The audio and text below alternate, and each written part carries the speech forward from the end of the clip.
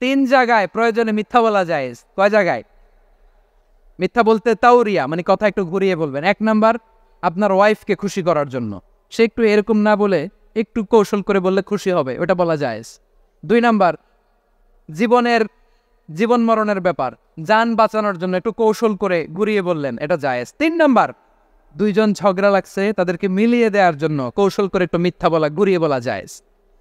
দুইজনের মধ্যে দেখলেন যে সম্পর্ক খারাপ, তো একজনরে বললেন, ভাই সে তো ওই দিন আপনার ব্যাপারে অনেক প্রশংসা। কি আমার ব্যাপারে প্রশংসা? তার সাথে তো আমার মারাত্মক সম্পর্ক। কি বললো? এই বললো আপনি নাকি এই করছেন ওই করছেন, অনেক প্রশংসা। লোকটার মন খুশি হয়ে যাবে তার ব্যাপারে, ঠিক কিনা? আবার তার সাথে যার ঝগড়া, ওরে যে বলবেন, ভাই ওই দিন তো সে আপনার অনেক অ্যাপ্রিসিয়েশন করলো, অনেক। সে তো অবাক, কিরে বলে কি আমার? এই যে দুইজনের ব্যাপারে দুইজনের একটু ভালো ভালো কথা বলে দিচ্ছেন, একদিন দেখবেন রাস্তা দিয়ে হাঁটার সময় একে অপরকে সালাম দিয়ে ফেলছে, সালাম দিয়ে বুকে জড়ায় ধরছে, আছে না নেই? আবার মিলমিশ হয়ে গেছে। কিন্তু আমাদের স্বভাব হইল, দুই প্রতিবেশী যদি একসাথে বসে একসাথে হাঁটে, দূর থেকে দেখলে আমাদের জলে, আছে না নাই?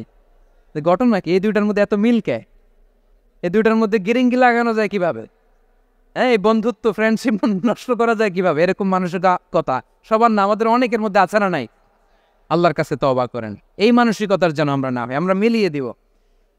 কানগুলো খরগোশের কানের মতো খাড়া করে শুনুন পেকুয়ার ভাইরা। বিশ্বনবী বলেন, আলা উখবিরুকুম বি আফদল দারাজা, আলা উখবিরুকুম বি আফদল মিন দারাজাতিস সিয়ামি ওয়াস সালাতি ওয়াস সাদাকা।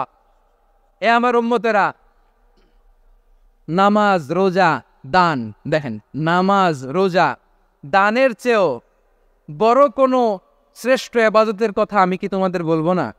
সাহাবারা তো অবাক, বলে কি নামাজের চেয়ে বড় ইবাদত, রোজার চেয়ে বড়, দান করার চেয়ে বড় ইবাদত? সাহাবীরা বললেন, বালা ইয়া রাসূলুল্লাহ, নবী বলেন, বিশ্বনবী বললেন, নামাজের চেয়েও বড়, রোজার চেয়েও বড়, যাকাতের চেয়েও বড়, সাদাকার চেয়েও বড় একটা ইবাদত আছে, আমি কি তোমাদের বলবো না? সাহাবারা বললেন, ইয়া রাসূলুল্লাহ, বালা অবশ্যই বলবেন, সেটা কি? বিশ্বনবী বললেন, ইসলাহু যাতিল বাইন। দুইজন যখন ঝগড়া লেগেছে, তোমার দুই ভাই যখন ঝগড়া লেগেছে, এই দুইজনের মধ্যে বিরোধ মিটিয়ে মীমাংসা করে দেয়া হচ্ছে সবচাইতে সেরা কাজ। দুইজন ঝগড়া লাগলে মিলিয়ে দিলে যে কত সওয়াব, এটা আমরা অনেকে জানিই না।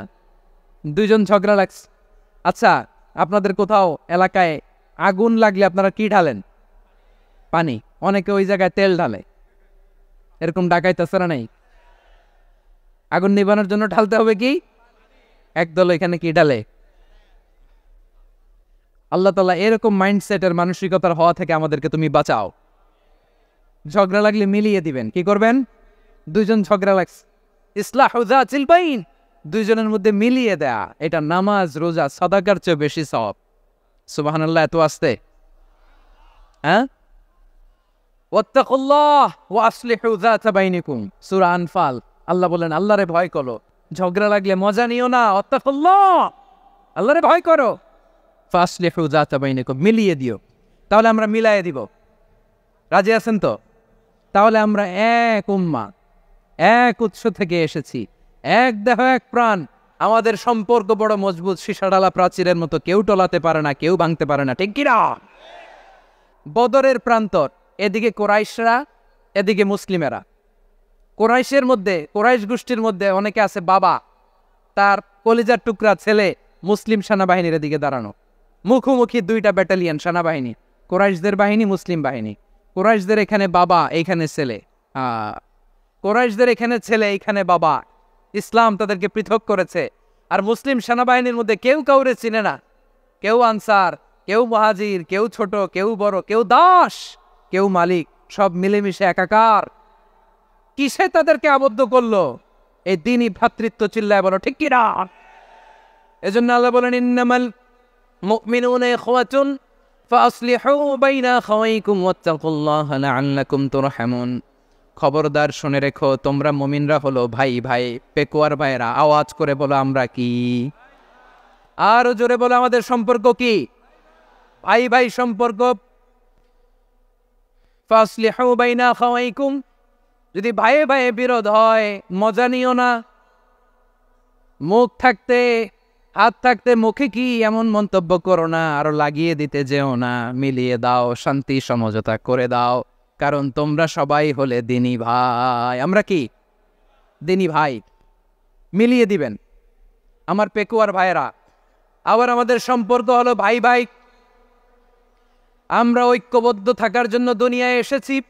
কেমন করে ঐক্যবদ্ধ থাকতে হয় দুনিয়াবাসীর শেখানোর জন্য এসেছি। আল্লাহ বলেন, ও নবী, শুধু মুসলমানের মধ্যেই ঐক্য গড়লে হবে না, প্রয়োজনে ইহুদি নাসারাদের সাথে ঐক্য গড়ে তোলো। কথা শুনতেছেন? প্রয়োজনে আহলে কিতাবদের সাথে ঐক্যবদ্ধ হওয়ার আদেশ দিয়েছে কে? সবাই বলতে হবে, আওয়াজ করে বলেন। আহলে কিতাব ইহুদি নাসারাদের সাথেও প্রয়োজনে ঐক্যবদ্ধ হওয়ার ঘোষণা দিয়েছে কে? বিশ্বনবী মক্কা থেকে মদিনায় হিজরত করতে গেছেন, ওখানে ইহুদিদের সাথেও কোয়ালিশন করেছেন। সুবহানাল্লাহ পড়বেন না? বনু কাইনুকা, বনু নাদির, বনু কোরাইজা, এই তিনটা দলের সাথে বিশ্বনবী কোয়ালিশন করেছেন একসাথে। কিন্তু তাদের বিশ্বাসঘাতকতার কারণেই তারা বহিষ্কৃত হয়েছে মদিনা থেকে। বিশ্বনবীর এখানে কোনো দোষ নাই, বিশ্বনবী ঐক্যবদ্ধ হতে চেয়েছেন। আল্লাহ তাআলা নবীরে বললেন, নবী তুমি তাদেরকে বলো, ও আহলে কিতাবের ভাইয়েরা, ইহুদি নাসারারা, এসো এসো এসো, আমরা এমন একটা বিশ্বাসের প্রশ্নে একত্রিত হই যে বিশ্বাস তোমাদের নবীরাও প্রচার করেছে, যে বিশ্বাস আমিও প্রচার করি, যে বিশ্বাসের কথা তোমাদের পবিত্র ধর্মগ্রন্থগুলোতে রয়েছে, আবার যে বিশ্বাসের কথা আমার কোরআনের মধ্যেও রয়েছে, আসলে ওই কথায় আমরা একত্রিত হই। সুবহানাল্লাহ।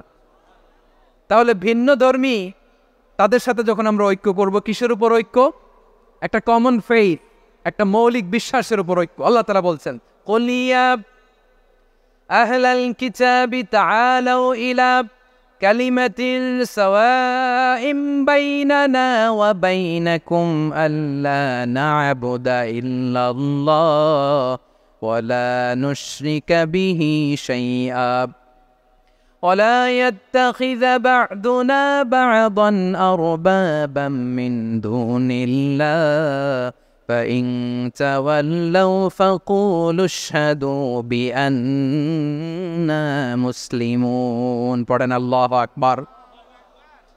রব্বুল আলামিন বিশ্বনবীর ডেকে বললেন, নবী তোমার প্রতিবেশী ইহুদিদেরকে ডেকে বলো, তাআলাউ ইলা কালিমাতিন সাওয়াইম বাইনানা ওয়া বাইনাকুম, ও ইহুদিরা আসো, এক টেবিলে বসি, আসো এমন একটা কথার উপরে আমরা সবাই একমত হয়ে যাই, যেই কথা তোমরাও মানো আমরাও মানি, সেটা হচ্ছে আল্লাহ ছাড়া আমরা কারো ইবাদত করব না, আমরা সবাই মিলে ইবাদত করি একজনের, তিনি কে? আল্লাহ ছাড়া কারো ইবাদত চলবে না, আল্লাহর সাথে আমরা শরীক করব না, আল্লাহ ছাড়া নিজেরা নিজেদেরকে রব হিসেবে মানব না। এই তিনটা বিষয়ে যদি একমত হও, চলো আমরা একসাথে বসি, আমরা ঐক্যবদ্ধ হই। পড়েন সুবহানাল্লাহ। তাহলে দেখেন, ঐক্য কি শুধু মুসলমানদের মধ্যে না, প্রয়োজনে অন্য ধর্মের সাথেও ঐক্যবদ্ধ হতে হয়। শেষ? আপনাদের ওয়াজ শেষ নাকি? হ্যাঁ, আমরা শেষ করে দিই। অনেক রাত বসতেছে, এরকম ওঠা বসা কেন রে ভাই? এজন্যই বড় মাহফিলগুলো পছন্দ হয় না। লক্ষ লক্ষ মানুষ আসবে, ওঠা বসা, ধাক্কা ধাক্কি, মারামারি, পুরো মাইন্ডসেটটাই নষ্ট করে দেয়। আল্লাহর ওয়াস্তে করে বলার পরও এরপরে উঠতেছে, দাঁড়াচ্ছে।